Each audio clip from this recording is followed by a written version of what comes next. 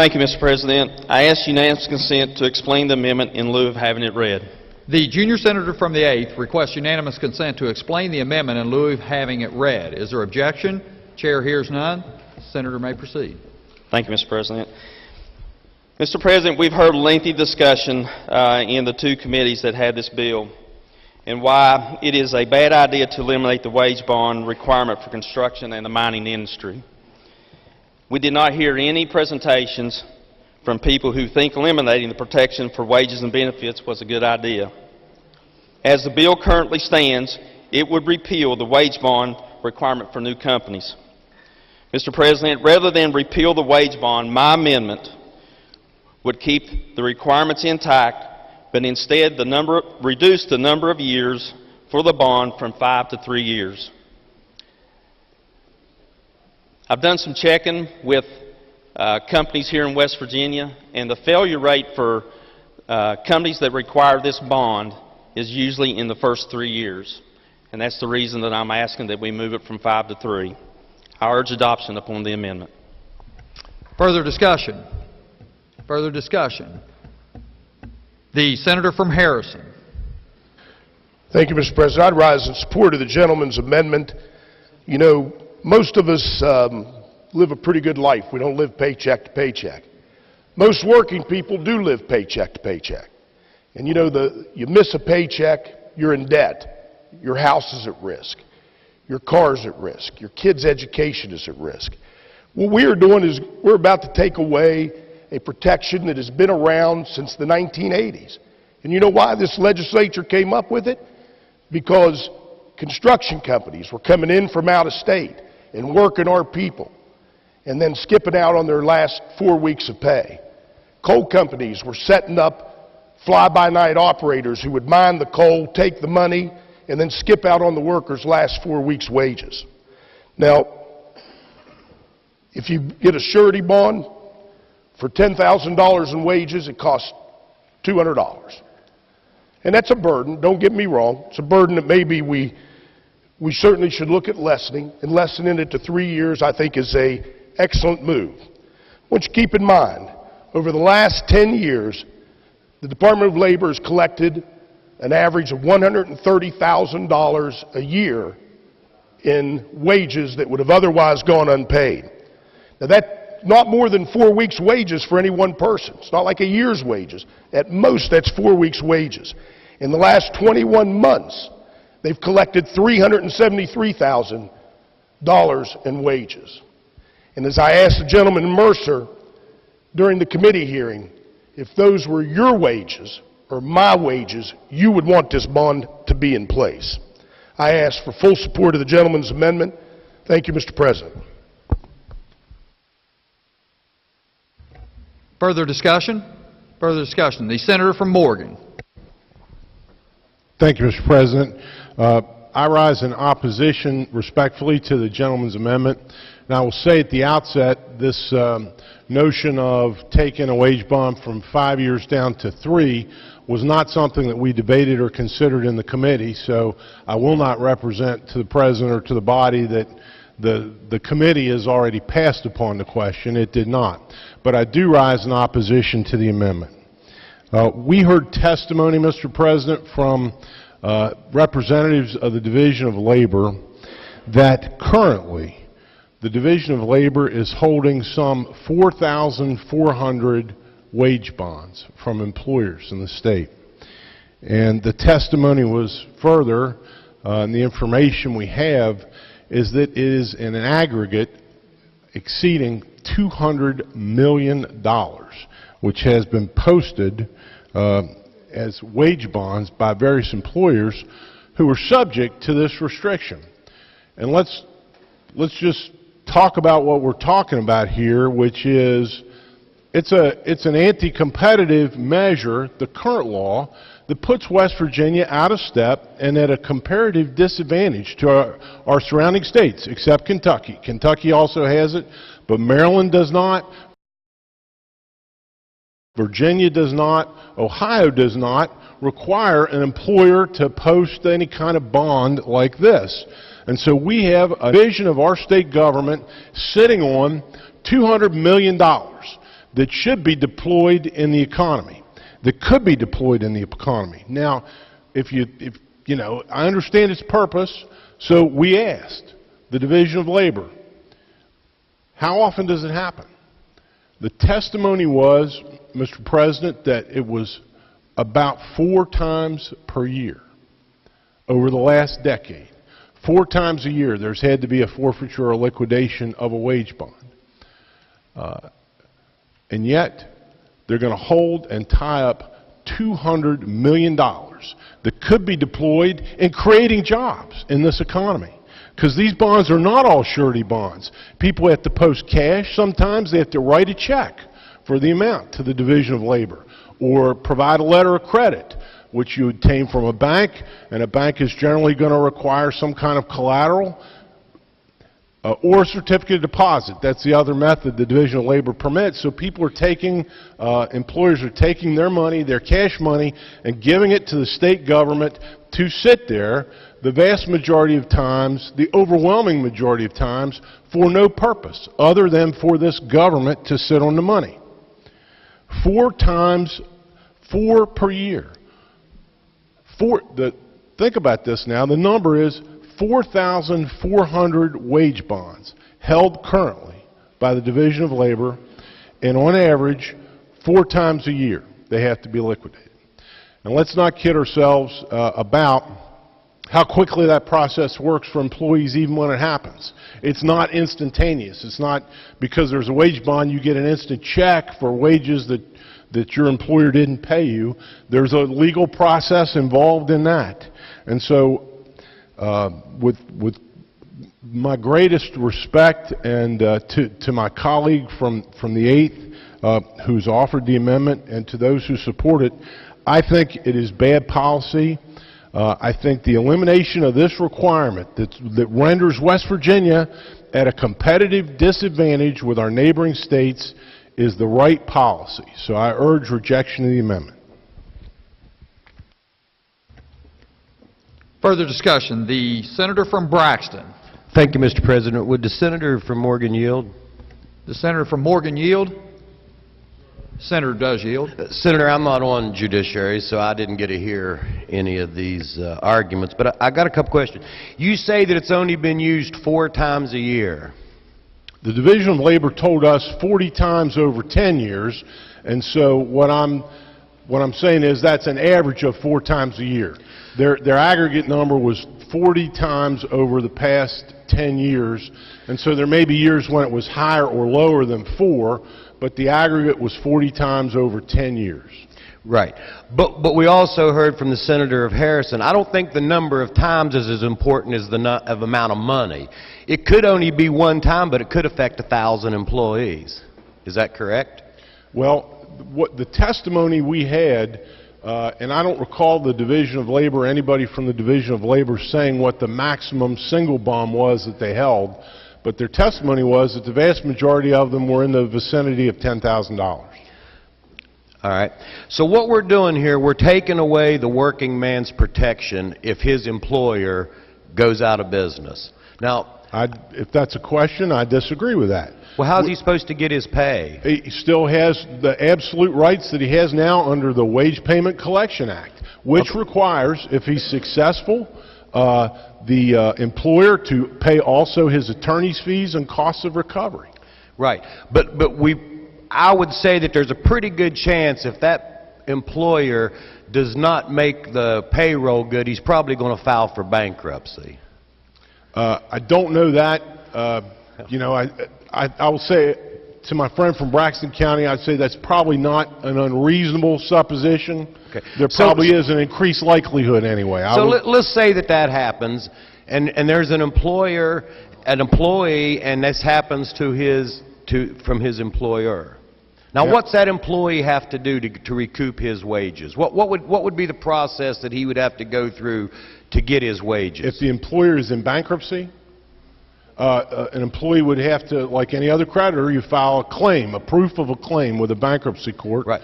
And relevant to this particular topic and procedure, it should be noted that although I'm not an expert in the United States Bankruptcy Code, wages of workers are a priority claim. They are given priority over the claims of other general creditors. I think they may be below a company's tax obligations, but they're above, general creditors' claims in terms of priority. So unpaid workers would get paid before other general creditors in bankruptcy. Except for the government on taxes. I think government, the United States is always first, and I think maybe the state is second.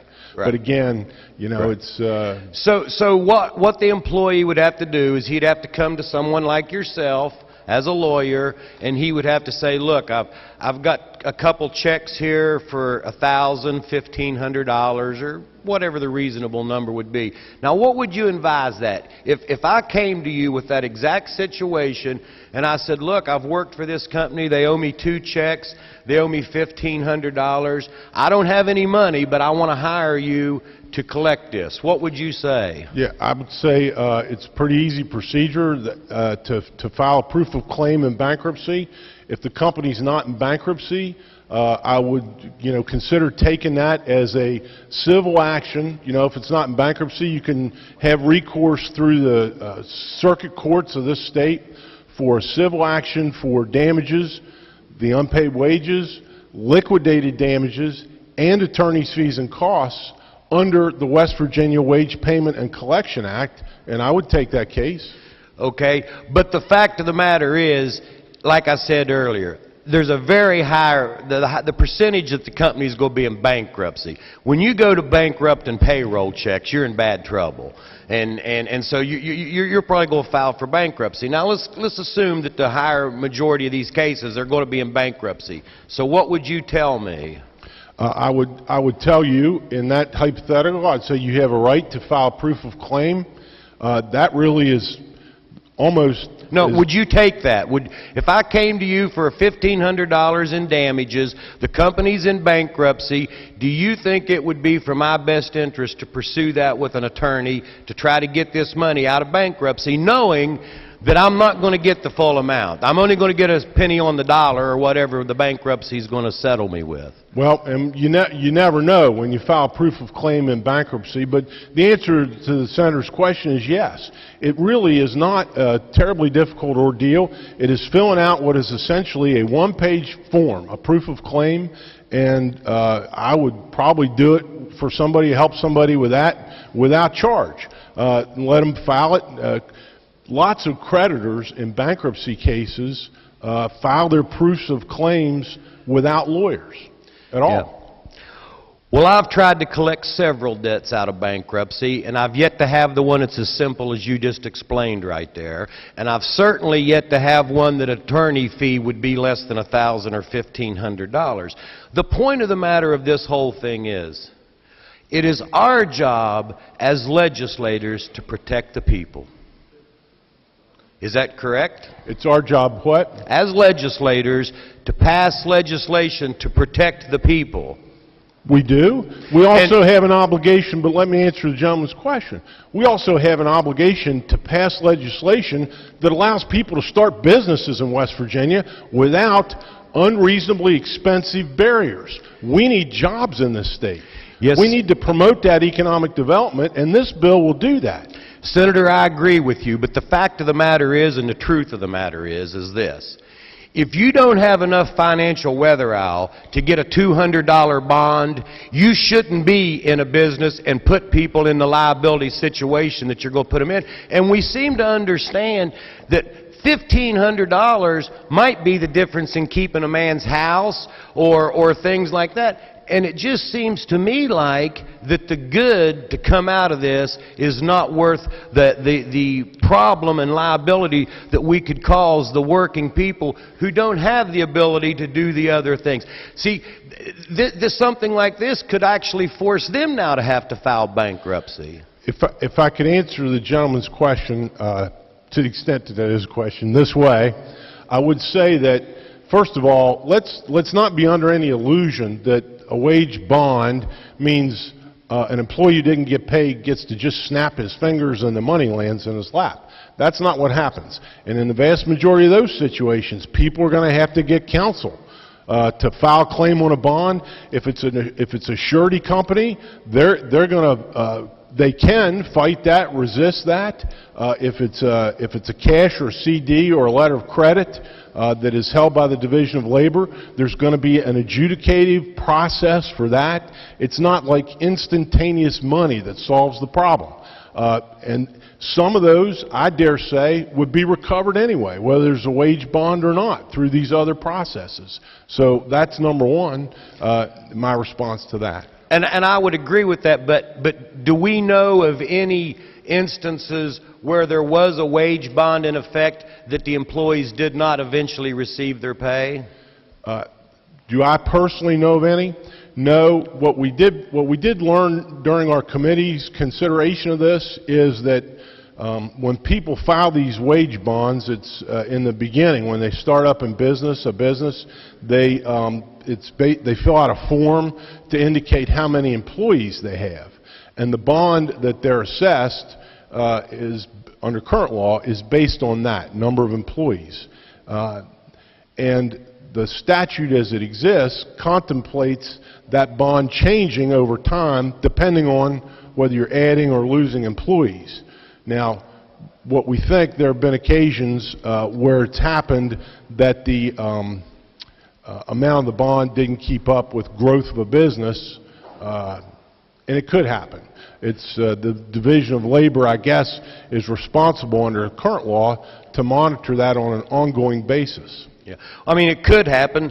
The guy who stiffed them on the wages could a few weeks later decide he's done something wrong and take them and send them their money. The odds of that happening, though, probably isn't very good. The only thing about this is, I just think it's a 5-year, once you're in business over 5 years, you don't have to cover the bond any longer. Is that correct? That's current law. Of course, if the gentleman's amendment is adopted, the bond would be preserved but reduced to, as I understand the amendment, a maximum term of 3 years. Which would even make it better. But, I mean, stop and think about what we're doing here. Asking a new employer to cover these people for 3 years, and then it's over, and he's gone. And I think that we have a bigger responsibility. If we're talking about the numbers of people we're protecting, it would be thousands to one working people versus business owners that we're protecting with this bill. And being that lopsided of a number, I just think that it would be silly to throw 1,000 people, or whatever that number would be, but it would be significantly more employers than there is businesses, to put them at jeopardy to save a handful of businesses. Because like you said, we're just talking about a small number here that's going to be covered for that. And for the period of 3 years, I mean, it's almost, and your argument of capital tied up, we could use that on liability insurance, we could use that on all kinds of things that employers have to cover. But there's a reason that they make us cover these things, and this wage bond is one of them. It's for protection of people that against businesses that are doing business. And like I said, I've had a little experience in this. I've got about 450 employees, and I understand these things pretty well. And I'm just saying this, Senator, I think that the good way outweighs the bad in keeping this in place for those people who go to work every day, and the only thing they're guilty of is showing up. They've done their job, they've done what they were supposed to do, and I think they're entitled to their pay. Well, and of course, my distinguished colleague from Braxton is entitled to his opinion, and I will concede this point. If you look at it solely from the perspective of a worker whose employer didn't pay his wages, he or she would say, yeah, it's worth it. But I believe our responsibility is to look at the greater good, for the whole, for the economy, for the state as a whole. And I think the opposite. I disagree with my colleague. I think that West Virginia needs to move in the direction of Maryland, Pennsylvania, Virginia, and eliminate this expense and impediment to people that would start these businesses in West Virginia.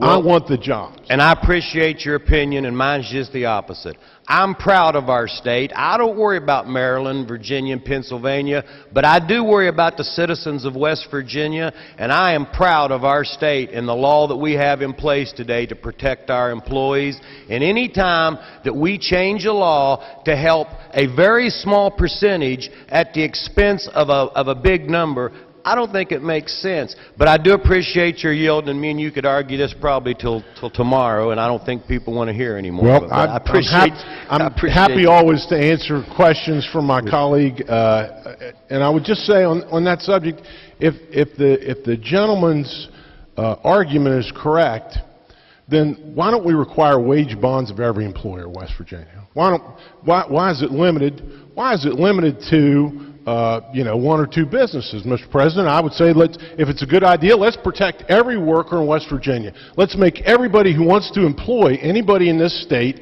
give $10,000 to the government. We'll sit on it here. It'll be trillions of dollars. Billions at least, maybe dozens of billions. We'll sit on it here and see how many employers choose to start up a business in West Virginia with that as the economic milieu. I love West Virginia, Mr. President. I want our citizens to have jobs. This bill will help. I urge rejection of the amendment. Further discussion? The only thing I want to say about the last remarks Senator from Braxton. is if you want to join me on that, me and you'll sponsor that bill. But the reason that we do it on this class of businesses is these two class of businesses by far have the most bankruptcies of any new startups of businesses that get started. That's the reason for that protection. And the other side of the coin is just like I said, think about what we're doing here. For a small little bit of burden on an employer, the people that go to work every day, and all I want you to do before you push this button is ask yourself this question. If you went to work every day, do you want to know that you're going to get paid? Thank you. Thank you. Further discussion? The Senator from Logan. Thank you, Mr. President. My honorable senator from the 11th, he said that it's our responsibility as legislators to protect the people. Then my honorable senator from the 8th said he agrees with that, but he also said that it's important for us to create an environment that brings business to our state. Where is the balance? We've got to find that balance. We're going to have to get together and work together to find that balance. Because if it's all about trying to bring business to this state, then why don't we go ahead? Let's go ahead and lower the word I'm looking for. I want to go ahead and lower the standards for our water. And what businesses will we bring into this state if we lower those standards? Businesses that probably don't care if they dump stuff in our water. Why don't we go ahead and lower the quality of the air that we breathe, that our children breathe? Because that'll bring the businesses into this state that are interested in probably putting pollutants in our air. That's a fact. Why don't we go ahead and make it really great for these businesses and go ahead and tell them, why don't you come to West Virginia and you can print your own money, and we'll call it scrip. And you can go ahead and create jobs by building company stores so that everybody that works for you can only spend their money in your company store, and you can jack up the prices on bread, water, milk, and everything else. Why don't we do that? Because then I guarantee you we'll have people come from all over to West Virginia. I pray that my children never have to owe their soul to the company store. Ladies and gentlemen, his amendment is not going to kill anybody. It's basically saying, like he says, you're talking about groups of people who historically are the ones that go bankrupt more than anybody else. This is trying to make sure that those two guys up there in that corner can feed their families and don't have to daggone trace somebody across the state line and then only get pennies on the dollar. This is something that will protect the working man. Guys, hey, I'm with you. I'm willing to work with you. I'm willing to throw the D and the R out in the garbage. Let's work together for the people of this state. I want to see businesses come. I want to see every single coal miner out there working in a coal mine. And I think we can find that balance. But we've got to work together. Thank you, Mr. President. Thank you. Further discussion? Further discussion? Recognize the junior senator from the 8th to close debate. Thank you, Mr. President. You know, this bill, when it came up, it bothered me. Because where I came from the working families. I've been out into the trenches, and I understand what it means to get up every morning to go out there and work for an employer. But I also look at it and I see from an employer standpoint how I got to be a business owner. It was that employee that made me who I was, made my company who it was. You know, there's two of us in here that understand the business, Senator from Mercer and myself. We may differ on how we feel about wage bonds, but I think that they're important. There's a reason that those wage bonds were put in place. This industry, the construction, the mining industry, and the quarry industries and so forth, they are vulnerable business. Construction especially. In a 5-year period, 38% of the businesses are still open. 38%. Someone's going to is going to lose their wages, or something's going to happen. I was looking over some of these reports, and even in our committee meetings, we talked about how the Department of Labor would investigate and check wage bonds and so forth.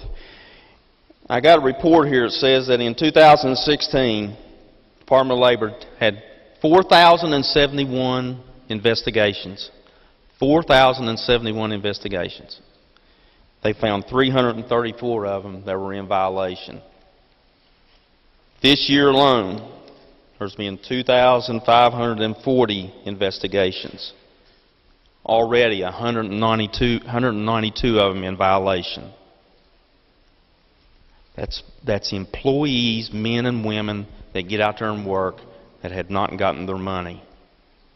And the Department of Labor is taking care of that. You know, we talked about the draws and forfeitures. Almost $1.1 million. $1.1 million of wages that was collected for West Virginia working people. Now that may not sound like a lot of money to some people, but that is a lot of money. That could be a car payment, it could be a house payment, it could be an insurance payment, it could be food, putting it on their table.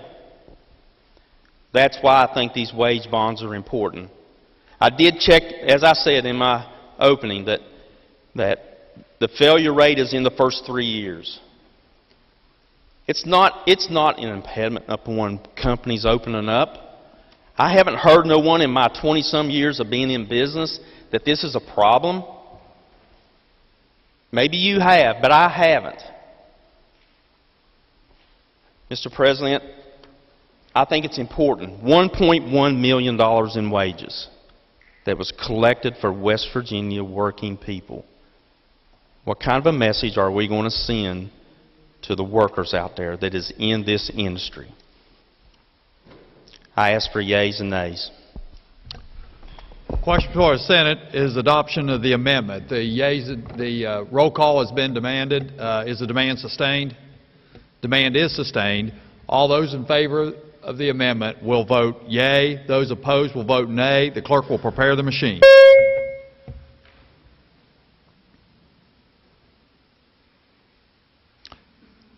Has every member voted?